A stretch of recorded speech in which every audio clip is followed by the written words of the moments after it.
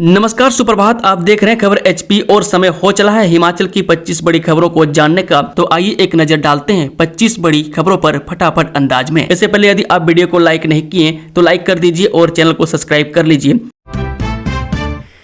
शिक्षकों के इन पदों के लिए निर्धारित शैक्षणिक योग्यता में क्या परिवर्तन, आवेदन की तिथि बढ़ाई। हिमाचल प्रदेश राज्य चयन आयोग ने विभिन्न पदों के लिए निर्धारित शैक्षणिक योग्यता में परिवर्तन किया है। इसके तहत कॉमर्स शिक्षक यानी कि पोस्ट कोड 26,020, संगीत शिक्षक यानी कि पोस्ट कोड 26,021, संस्कृत अध्यापक यानी कि पोस्ट कोड 26,023, इतिहास अध्यापक पोस्ट कोड 26,025, हिंदी अध्यापक पोस्ट कोड 26,026, राजनीतिक शास्त्र पोस्ट कोड 26,028, समाज शास्त्र अध्यापक पोस्ट कोड 26,029, अर्थशास्त्र अध्यापक पोस्ट कोड 26,030, मनोविज्ञान अध्यापक पोस्ट कोड 26,031, लोक प्रशासन अध्यापक पोस्ट कोड 26,034 के पद के लिए अब वे अभ्यर्थी भी आवेदन कर सकते हैं जिन्होंने स्नातक और बीएड किसी भी विषय में की हो। न्यूनतम अनिवार्य योग्यता यह रहेगी कि स्नातकोत्तर संबंधित विषय में ही न्यूनतम 55% अंकों के साथ वह टेट पास होना चाहिए। पहले बीएड व स्नातक भी संबंधित विषय में होने की पात्रता निर्धारित की थी, लेकिन अब बीएड व स्नातक किसी भी विषय की हो सकती है। प्रदेश शिक्षा विभाग के निदेशक ने स्पष्ट किया है कि स्नातक शिक्षा बीएड की डिग्री किसी भी स्ट्रीम यानी कि एनएम, एमए, आर्ट्स में प्राप्त करने वाले और शिक्षक योग्यता परीक्षा यानी कि टीईटी पास उम्मीदवार पात्र माने जाएंगे। स्नातकोत्तर में संबंधित विषय में न्यूनतम 50% अंक होना अनिवार्य है। सीएम और अधिकारियों से मिलने के लिए अब ऑनलाइन बनेगा गेट पास, मोबाइल पर मिलेगी एंट्री।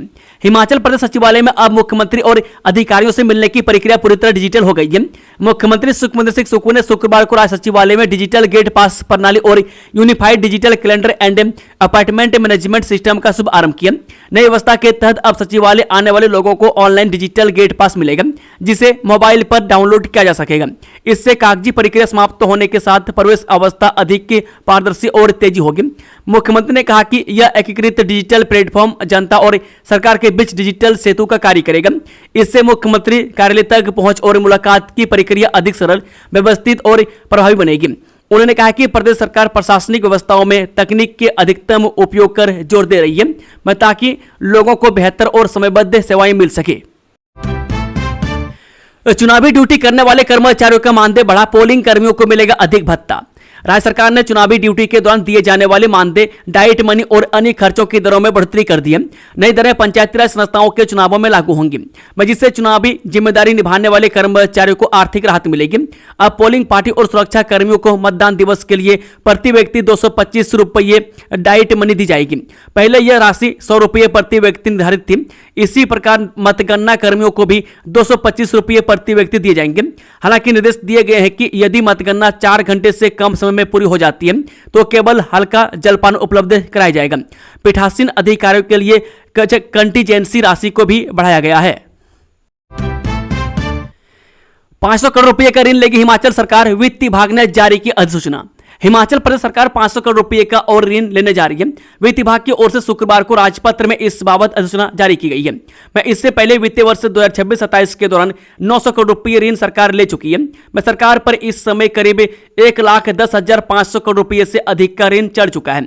मौजूदा समय में सरकार को प्रतिमाह करीब 2800 करोड़ रुपए की प्रतिबद्ध देनदारियां निपटानी होती है। इनमें वेतन के लिए 2,000 करोड़ रुपये, पेंशन के लिए 800 करोड़ रुपये, पहले लिए गए ऋण के ब्याज की अदायगी के लिए 500 करोड़ रुपये और कुल कर्ज का मूलधन चुकाने के लिए 300 करोड़ रुपये की आवश्यकता रहती है। राजस्व घाटा अनुदान बंद होने के बाद से प्रदेश को आर्थिक तंगहाली का सामना करना पड़ रहा है। दारचा सिंकुला मार्ग सभी वाहनों के लिए बहाल, बीआरओ ने हटाई बर्फ। सीमा सड़क संगठन ने प्रशासन को सूचित किया है कि 126 आरसीसी के तहत आने वाला दारचा सिंकुला मार्ग अब पूरी तरह 2 लेन यातायात के लिए तैयार है। इस मार्ग पर भारी और हल्के दोनों प्रकार के वाहन सुरक्षित रूप से चल सकते हैं। निगम और पंचायती राज चुनावों के लिए कांग्रेस ने बनाया वार रूम। आगामी नगर निकाय और पंचायती राज संस्थाओं के चुनावों को लेकर हिमाचल प्रदेश कांग्रेस कमेटी ने प्रदेश कांग्रेस मुख्यालय शिमला में वार रूम गठित किया है। प्रदेश कांग्रेस अध्यक्ष विनय कुमार ने तत्काल प्रभाव से वार रूम के गठन को मंजूरी प्रदान की है। चुनावी रणनीति, समन्वय और प्रचार अभियान को प्रभावी बनाने के लिए वार रूम का गठन किया गया। प्रदेश से कांग्रेस महासचिव संगठन विनोद जिंटा की ओर से जारी अधिसूचना के अनुसार हरिकृष्ण हिमराल को वार रूम का प्रभारी नियुक्त किया गया, जबकि यशपाल तनाई को सह प्रभारी और रिपना कलसाई को संयोजक बनाया गया है। शिमला से गगल के लिए उड़ानें 11 मई से यह कंपनी देगी सेवाएं। हफ्ते में 5 दिन फ्लाइट से यात्रियों को मिलेगी सुविधा। कंगड़ा और शिमला के बीच हवाई संपर्क एक बार फिर बहाल होने जा रहे हैं। 11 मई से शिमला से गगल हवाई अड्डे के लिए एलायंस एयर की नियमित विमान सेवा शुरू होने जा रही है। लंबे समय से बंद पड़ी इस सेवा के दोबारा शुरू होने से पर्यटन, होटल व्यवसाय और स्थानीय परिवहन क्षेत्र को बड़ी राहत मिलने की उम्मीद है। प्राप्त जानकारी के अनुसार एलायंस एयर का विमान सोमवार, बुधवार, गुरुवार, शुक्रवार और शनिवार को शिमला से उड़ान भरकर प्रातः 10 बजे के लगभग गगल हवाई अड्डे पर पहुंचेगा और कुछ समय बाद वापस शिमला के लिए रवाना होगा। इस उड़ान सेवा की ऑनलाइन टिकट बुकिंग भी शुरू कर दी गई है, जिससे यात्रियों में उत्साह देखा जा रहा है। गौरतलब है कि पिछले कई महीनों से शिमला से गगल तथा दिल्ली से गगल आने वाली एलायंस एयर की उड़ानें बंद पड़ी हुई थी। मई में नहीं सताएगी गर्मी, 3 दिन बारिश का अलर्ट। हिमाचल प्रदेश में मई में लोगों को ज्यादा गर्मी नहीं सताएगी। राज्य में मौसम के मिजाज में कहीं ठहराव नहीं दिख रहा है। मौसम लगातार करवट बदल रहा है। ऐसे में अब फिर से शुक्रवार को राज्य के मध्यम और ऊंचाई वाले क्षेत्र में बारिश और ऊंचाई वाले क्षेत्र में बर्फबारी का अलर्ट जारी किया गया। हालांकि 9 और 10 मई को मौसम साफ रहने का अनुमान है, लेकिन इसके बाद एक बार फिर मौसम करवट ले सकता है। मौसम विभाग के अनुसार पश्चिमी विक्षोभ सक्रिय होने के कारण 11, 12 और 13 मई को प्रदेश में बारिश से अंधड़ और बिजली कड़कने की संभावना है। शुभेंदु अधिकारी पश्चिम बंगाल के नए मुख्यमंत्री आज रविंद्र जयंती के मौके पर लेंगे शपथ। पश्चिम बंगाल विधानसभा चुनावों में मुख्यमंत्री ममता बनर्जी को जबरदस्त शिकस्त देने वाले भाजपा नेता शुभेंदु अधिकारी राज्य के अगले मुख्यमंत्री होंगे। कोलकाता में हुई विधायक दल की बैठक में गृह मंत्री अमित शाह की मौजूदगी में उनके नाम पर अंतिम मुहर लग गई है। शुभेंदु अधिकारी शनिवार सुबह 11 बजे रविंद्र जयंती के ऐतिहासिक मौके पर सीएम पद की शपथ लेंगे। नई सरकार का शपथ ग्रहण समारोह 9 मई को ब्रिगेड परेड ग्राउंड में आयोजित होगा। भारतीय जनता पार्टी विधायक दल की बैठक में केंद्रीय पर्यवेक्षक के तौर पर गृह मंत्री अमित शाह और सह पर्यवेक्षक उड़ीसा के मुख्यमंत्री मोहन चरण मांझी मौजूद रहे। VBG रामजी योजना लागू करने को हिमाचल सरकार राजी, पहले नई योजना के खिलाफ थी HP सरकार। हिमाचल में आखिरकार केंद्र सरकार की नई योजना विकसित भारत गारंटी फॉर रोजगार एंड आजीविका मिशन यानी VB रामजी लागू हो गई है। वह केंद्र सरकार ने इसको मनरेगा की जगह लाया था। हिमाचल सरकार ने पहले इस बदलाव के खिलाफ रुख अपना लिया था और दिसंबर में होने वाली विशेष ग्राम सभा को भी नहीं किया था, लेकिन अब राज्य सरकार नई योजना को लागू करने पर राजी हो गई है। केंद्र सरकार ने भी इसके लिए पहली किस्त जारी कर दी है। पहले केंद्र सरकार ने नई योजना के शुरू होने तक मनरेगा के तहत ही कार्य दिवस दे दिए थे, उन्हें अब नई योजना में सपोर्ट कर दिया जाएगा। हालांकि पहले यह आकलन था कि मनरेगा को खत्म कर शुरू की नई योजना के कारण हिमाचल को हर साल 700 करोड़ का नुकसान हो सकता है। अभी हर साल हिमाचल करीब 1400 करोड़ के काम कर रहा है, जो अब आधे हो जाएंगे। शिमला में इतने करोड़ से बनेगा नारकंडा हाटू रोपवे, परियोजना की DPR तैयार। शिमला जिले के प्रसिद्ध पर्यटन स्थल नारकंडा में प्रस्तावित बहुप्रतीक्षित नारकंडा हाटू रोपवे परियोजना की विस्तृत परियोजना रिपोर्ट तैयार कर ली गई है। रोपवे एवं rapid transport system development corporation ने इस परियोजना की DPR तैयार की है। DPR के अनुसार परियोजना पर कुल 358 करोड़ 42 लाख रुपए की लागत आने का अनुमान है। नारकंडा हाटू पीक रोपवे परियोजना के तहत शिमला जिले में नारकंडा से हाटू माता मंदिर तक 3.10 किलोमीटर लंबे रोपवे का निर्माण किया जाएगा। पंचायत नामांकन का दूसरा दिन, कुल्लू में बीजेपी ने जारी की जिला परिषद उम्मीदवारों की सूची। पंचायत चुनावों के लिए नामांकन का दूसरा दिन है। आज प्रत्याशी 3 बजे तक नामांकन भर सकते हैं। इसके बाद शनिवार, रविवार को छुट्टी होने के कारण सोमवार को नामांकन का आखिरी दिन होगा। वहीं पहले दिन भारी संख्या में उम्मीदवारों ने नामांकन किए। हिमाचल भवनों में अब डिजिटल तरीके से होगी बुकिंग, QR कोड से होगा भुगतान, मेहमानों को मिलेंगी बेहतर सुविधाएं। प्रदेश सरकार दिल्ली और चंडीगढ़ स्थित हिमाचल भवनों में ठहरने वाले आगंतुकों को अब पहले से बेहतर सुविधाएं देने की तैयारी में है। मुख्यमंत्री सुखविंदर सिंह सुक्खू ने सामान्य प्रशासन विभाग की समीक्षा बैठक की अध्यक्षता करते हुए इन भवनों के प्रबंधन में व्यापक सुधार के लिए निर्देश दिए। मुख्यमंत्री ने दिल्ली स्थित हिमाचल भवन, हिमाचल सदन और चंडीगढ़ स्थित हिमाचल भवन में स्वच्छता व्यवस्था को दुरुस्त करने के साथ साथ आगंतुकों को पौष्टिक एवं गुणवत्तापूर्ण भोजन उपलब्ध कराने पर जोर दिया है। हिमाचल के सरकारी स्कूलों में शिक्षकों के गैर शैक्षणिक कार्य का बोझ होगा कम, निदेशालय ने तय किए नियम। हिमाचल प्रदेश के सरकारी स्कूलों में शिक्षकों पर गैर शैक्षणिक कार्यों का बोझ कम करने के लिए शिक्षा निदेशालय ने नए नियम तय किए। इन नियमों के तहत शिक्षकों की विभिन्न श्रेणियों के बीच कार्यों का समान वितरण किया जाएगा ताकि स्कूलों में पढ़ाई बाधित न हो। वरिष्ठ माध्यमिक विद्यालय, उच्च विद्यालय, मिडिल और प्राइमरी स्कूलों में एनसीसी, इको क्लब, छात्रवृत्ति, पुस्तकालय, मिड डे मील, खेलकूद परीक्षा आदि कार्यों को शिक्षकों की विभिन्न श्रेणियों की प्राध्यापक, प्रशिक्षित स्नातक शिक्षक, शास्त्रीय शारीरिक शिक्षा प्रशिक्षक आदि के अनुसार बांटा गया है। हिमाचल निकाय चुनाव पहली बार कैमरों की नजर में होगी मतगणना। 3890 केंद्रों पर वीडियो रिकॉर्डिंग का कड़ा पहरा। हिमाचल प्रदेश में स्थानीय निकाय चुनाव के दौरान इस बार पहली बार मतगणना प्रक्रिया पूरी तरह कैमरों की निगरानी में होगी। राज्य निर्वाचन आयोग ने फैसला लिया है कि पंचायती राज संस्थाओं और शहरी निकायों की मतगणना की वीडियो रिकॉर्डिंग करवाई जाएगी। इसके लिए प्रदेश भर में करीब 3890 मतगणना केंद्रों पर वीडियो रिकॉर्डिंग की व्यवस्था की जा रही है। इस संबंध में जिला उपायुक्तों को निर्देश जारी किए गए। इसके लिए अलग से वीडियोग्राफरों और फोटोग्राफरों की सेवाएं ली जाएंगी, जिसकी मतगणना प्रक्रिया पूरी रिकॉर्ड सुरक्षित रखा जा सके और किसी भी विवाद की स्थिति में साक्ष्य उपलब्ध हो। राज्य निर्वाचन आयोग ने सभी जिलों को मतगणना केंद्रों पर वीडियो रिकॉर्डिंग, सुरक्षा और पारदर्शिता सुनिश्चित करने के निर्देश जारी कर दिए हैं। हिमाचल के सुंदरनगर में कार और टिपर के बीच भीषण टक्कर, 5 यात्री घायल। सुंदरनगर के जयदेवी में एक कार और टिपर की टक्कर में 5 लोग घायल हो गए। एक वृद्ध महिला को गंभीर हालत में नेरचौक मेडिकल कॉलेज रेफर किया गया, जबकि पुलिस ने मामला दर्ज कर जांच शुरू कर दी है। चिट्टा तस्कर गिरोह का पर्दाफाश, सोलन पुलिस की बड़ी कार्रवाई, पंजाब से मुख्य सप्लायर गिरफ्तार। जी हां, सोलन पुलिस ने नशा तस्करी के खिलाफ बड़ी कार्रवाई करते हुए चिट्टा तस्करी से जुड़े गिरोह का भंडाफोड़ किया। मामले में अब तक कुल 4 आरोपियों को गिरफ्तार कर लिया है, जबकि उनके कब्जे से 12 केजी 48 ग्राम चिट्टा यानी कि हेरोइन बरामद की है। पुलिस की इस कार्रवाई से जिला में नशा कारोबारियों में हड़कंप मच गया है। जानकारी के अनुसार 5 मई 2026 को जिला पुलिस की SIU टीम ने गुप्त सूचना के आधार पर विवंता मॉल की पार्किंग में दबिश दी। इस दौरान एक TUV गाड़ी में बैठे 3 युवकों को पकड़ा गया। तलाशी के दौरान उनके कब्जे से 7 केजी 7 ग्राम चिट्टा और 29,000 रुपये नगद बरामद किए गए। गिरफ्तार आरोपियों की पहचान देवेंद्र बत्ता निवासी सोलन, तेज सिंह निवासी कसोली तथा सोम ठाकुर निवासी शिमला के रूप में हुई है। तीनों को मौके पर ही गिरफ्तार कर पुलिस थाना सदर सोलन में मामला दर्ज किया गया है। राजीव बिंदल का गंभीर आरोप, बोले लोकतंत्र का गला घोंट चुनाव हाईजैक करने का प्रयास कर रही कांग्रेस। जी हां, भाजपा प्रदेश अध्यक्ष डॉक्टर राजीव बिंदल ने राज्य की कांग्रेस सरकार पर दिखा राजनीतिक हमला बोला है। उन्होंने सरकार पर लोकतंत्र का गला घोंटने, प्रशासनिक मशीनरी का खुला दुरुपयोग करने और निगम चुनावों को हाईजैक करने का गंभीर आरोप लगाया है। शिमला से जारी एक प्रेस बयान में डॉक्टर बिंदल ने कहा कि सरकार पूरे प्रदेश में अधिकारियों और प्रशासनिक तंत्र पर दबाव बनाकर चुनाव प्रक्रिया को अपने पक्ष में प्रभावित करने की कोशिश कर रही है। देवी देवताओं के आगमन के साथ ऐतिहासिक आनी मेले का आगाज, 4 दिन तक चलेगा उत्सव। जी हां, ऐतिहासिक एवं पारंपरिक जिला स्तरीय आनी मेले का शुक्रवार को देवताओं के आगमन के साथ शुभ आरंभ हो गया। इस ऐतिहासिक मेले में क्षेत्र के प्रमुख आराध्य देवता समसरी महादेव, पेनुई नाग, कुल क्षेत्र महादेव, देहुरी नाग तथा बयोंगली नाग देवता ने उपस्थिति दर्ज करवाई। देवताओं के आगमन के साथ ही आनी प्रशासन द्वारा दीप प्रज्वलित कर मेले का शुभ आरंभ किया। मेले के शुभ आरंभ से पूर्व प्रमुख देवता समसरी महादेव सहित सभी देवी देवताओं की शोभा यात्रा निकाली गई। इस दौरान देवताओं के कारकुनों और देवलुओं ने पारंपरिक वाद्य यंत्र और लोक संस्कृति के साथ शोभा यात्रा में बढ़ चढ़कर भाग लिया, जिससे पूरा आनी क्षेत्र में भक्तिमय और उत्सवी माहौल में रंगा नजर आया। हमीरपुर शहर के कुछ क्षेत्रों में 9 को बंद रहेगी बिजली, उपभोक्ताओं से सहयोग की अपील।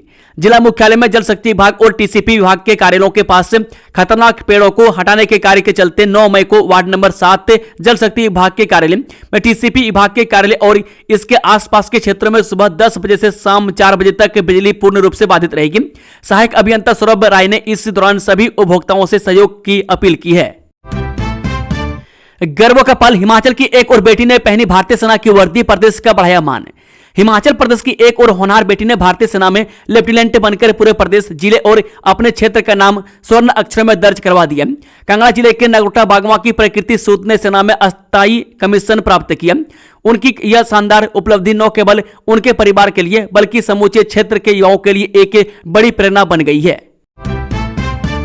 26 जुलाई से 2 अगस्त तक मनाया जाएगा अंतर्राष्ट्रीय मिंजर मेला, उपायुक्त ने अधिकारियों को दिए ये निर्देश। अंतर्राष्ट्रीय मिंजर मेला 2026 के आयोजन के संबंध में जिला मुख्यालय चंबा में बैठक का आयोजन किया गया, जिसकी अध्यक्षता उपायुक्त मुकेश रेपस्वाल ने की। इस अवसर पर उपायुक्त ने कहा कि जिला चंबा का सुप्रसिद्ध एवं ऐतिहासिक तथा अंतर्राष्ट्रीय ख्याति प्राप्त मिंजर मेला जिला चंबा की प्राचीन समृद्ध संस्कृति तथा समाज के विभिन्न वर्गों के आपसी मेल मिलाप व आपसी भाईचारे का प्रतीक है। उन्होंने कहा कि मेले के मूल स्वरूप सांस्कृतिक पहचान को बनाए रखना हम सबका दायित्व है। उन्होंने बैठक में उपस्थित सभी अधिकारियों को निर्देश दिए कि मिंजर मेला 2026 की तैयारियों से संबंधित अपने अपने दायित्वों का ईमानदारी व गंभीरता के साथ निर्वहन करें। ऊना में दर्दनाक हादसा, स्कूल से लौट रहे 4 साल के बच्चे को बाइक ने मारी टक्कर, हुई मौत। हिमाचल प्रदेश के ऊना जिले के बांगाना उपमंडल के अगलोर में एक दर्दनाक सड़क हादसा हुआ, जहां पर एक बाइक सवार ने 4 वर्षीय स्कूली छात्र को जोरदार टक्कर मार दी। इस हादसे में मासूम की मौत हो गई है। वहीं पुलिस ने बाइक ड्राइवर के खिलाफ मामला दर्ज कर तफ्तीश शुरू कर दी है। जानकारी के मुताबिक मृतक बच्चे की पहचान वेदांश पुत्र संजीव कुमार निवासी तलेहाड़ा के रूप में हुई है। बताया जा रहा है कि वेदांश अपनी माता के साथ स्कूल से घर लौट रहा था। वे सड़क पर चल रहे थे, तभी एक मोटरसाइकिल सवार ने बच्चे को जोरदार टक्कर मार दी, जिससे वह गंभीर रूप से घायल हो गया। हादसे के बाद मौके पर चीख पुकार मच गई। स्थानीय लोगों ने घायल बच्चे को तुरंत बंगाना अस्पताल पहुंचाया। प्राथमिक उपचार के बाद डॉक्टर ने उसकी गंभीर हालत को देखते हुए उसे पीजीआई चंडीगढ़ रेफर कर दिया, लेकिन जहां उपचार के दौरान उसकी मौत हो गई। टीसीपी एक्ट के उल्लंघन पर एक महिला को जारी हुआ नोटिस, कड़ी कार्रवाई की चेतावनी। जहां तहसील हमीरपुर के राजस्व मुहाल जटेहड़ी में नगर एवं ग्राम नियोजन अधिनियम का उल्लंघन करते हुए निर्माण करने पर एक महिला को टीसीपी विभाग ने नोटिस जारी किया है। विभाग के नियोजन अधिकारी की ओर से हिमाचल प्रदेश नगर एवं ग्राम नियोजन अधिनियम 1977 की धारा 39 की उपधारा 2 के तहत जारी इस नोटिस में निर्माण कार्य को तुरंत बंद करने तथा साइटों पर पूर्व की स्थिति बहाल के निर्देश दिए गए। ऐसा न करने की स्थिति में कड़ी कार्रवाई की चेतावनी दी गई है। सड़क नेटवर्क 42,779 किलोमीटर तक पहुंचने पर हिमाचल पीडब्ल्यूडी को मिला राष्ट्रीय पुरस्कार, विक्रमादित्य सिंह ने जताई खुशी। हिमाचल प्रदेश लोक निर्माण विभाग यानी कि पीडब्ल्यूडी को प्रधानमंत्री ग्राम सड़क योजना यानी कि पीएमजीएसवाई के तहत उत्कृष्ट कार्य के लिए केंद्रीय ग्रामीण विकास मंत्रालय द्वारा राष्ट्रीय पुरस्कार के लिए चुना गया। हिमाचल प्रदेश पीडब्ल्यूडी को यह सम्मान ऐसे समय मिला है जब राज्य का कुल सड़क नेटवर्क के 42,779 किलोमीटर से अधिक हो गया है, जिसमें 22,000 किलोमीटर से ज्यादा सड़कें पीएमजीएसवाई के तहत निर्मित की गई है। इन सड़कों से राज्य के हजारों दूरस्थ गांवों को संपर्क सुविधा मिली है। तमिलनाडु के नए मुख्यमंत्री होंगे थलपति विजय, शनिवार सुबह 11 बजे शपथ ग्रहण समारोह। तमिलनाडु में सरकार बनाने का रास्ता साफ हो गया। बहुमत साबित करने के लिए कई दिनों की कड़ी मेहनत और तमाम कोशिशों के बाद टीवीके प्रमुख विजय को आखिरकार शुक्रवार को राज्यपाल राजेंद्र विश्वनाथ अर्लेकर ने राज्य में सरकार बनाने की हरी झंडी दे दी है। यह फैसला विजय द्वारा राजभवन में राज्यपाल से मुलाकात कर सरकार बनाने का दावा पेश करने के बाद आया है। शनिवार यानी कि आज को 9 मई को 11 बजे शपथ लेंगे। नगर निगम शिमला के डिप्टी कंट्रोलर की संदिग्ध मौत, पुलिस ने जताई आत्महत्या की आशंका। प्रदेश की राजधानी शिमला में नगर निगम के एक वरिष्ठ अधिकारी की संदिग्ध परिस्थितियों में मौत का मामला सामने आया है। नगर निगम शिमला में डिप्टी कंट्रोलर के पद पर कार्यरत रामेश्वर शर्मा शुक्रवार को अपने घर में फंदे से लटके मिले। पुलिस शुरुआती जांच में इसे आत्महत्या का मामला मान रही है। घटना के बाद नगर निगम प्रशासन और उनके सहकर्मियों में शौक की लहर है। बताया जा रहा है कि घर पहुंचने के कुछ समय बाद उनकी पत्नी ने उन्हें कमरे में फंदे से लटका हुआ देखा। इसके बाद परिजन उन्हें तुरंत उपचार के लिए आईजीएमसी शिमला लेकर पहुंचे, जहां चिकित्सकों ने उन्हें मृत घोषित कर दिया। फिलहाल पुलिस शुरुआती जांच के आधार पर मामले को संदिग्ध आत्महत्या मानकर जांच कर रही है। कयोंथल रियासत के राजा की राजनीति में एंट्री, चमियाना वार्ड से भरा नामांकन। हिमाचल प्रदेश में पंचायत चुनावों की सरगर्मियों के बीच अब राज्य घरानों की राजनीति भी चर्चा में आ गई है। पूर्व मुख्यमंत्री वीरभद्र सिंह के परिवार के बाद अब कयोंथल रियासत के राजा खुश विक्रम सेन ने भी सक्रिय राजनीति में कदम रख दिया है। खुश विक्रम सेन ने शिमला जिला के चमियाना वार्ड से जिला परिषद चुनाव के लिए नामांकन दाखिल कर दिया। उनके चुनाव मैदान में उतरते ही यह वार्ड प्रदेश की सबसे चर्चित सीटों में शामिल हो गया है। बद्दी में 2,23,000 से अधिक नशीली गोलियां बरामद, हिमाचल पुलिस एवं ड्रग विभाग की बड़ी कार्रवाई।